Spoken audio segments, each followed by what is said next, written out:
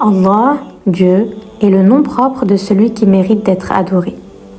On connaît Dieu par le fait de savoir ce qui est obligatoire et impossible à son sujet. Il est celui qui n'a pas d'imperfection. Parmi ses attributs qui sont mentionnés de nombreuses fois dans le Coran, il y a l'existence. Dieu existe, il n'y a aucun doute sur ce sujet. Dieu a pour attribut l'unicité, c'est-à-dire qu'il n'a pas d'associé dans la divinité. Il n'y a pas plusieurs dieux. Dieu a pour attribut le non-commencement, c'est-à-dire que Dieu n'a pas été créé, il n'est pas entré en existence.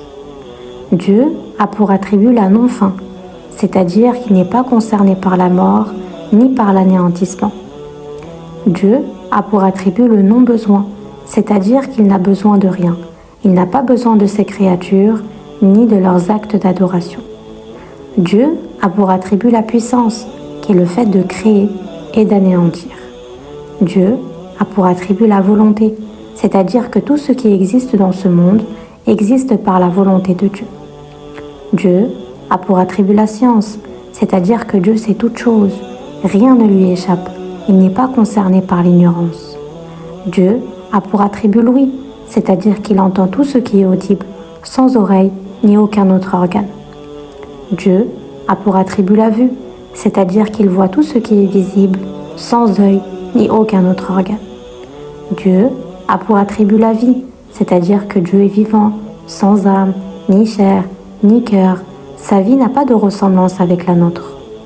Dieu a pour attribut la parole, c'est-à-dire que Allah parle sans langue ni lèvres. Sa parole n'est pas une langue arabe ou aucune autre langue. Sa parole n'a pas de ressemblance avec la nôtre.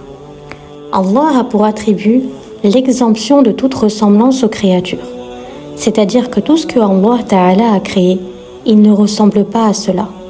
Une créature, c'est tout ce qui est passé du néant vers l'existant, comme le temps, comme l'endroit, comme le trône, comme l'eau, comme les animaux, comme les djinns, comme les anges.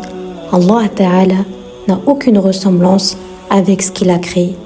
Allah Ta'ala dit dans le Coran « Laysa kamithlihi shay », ce qui signifie « rien n'est tel que lui ».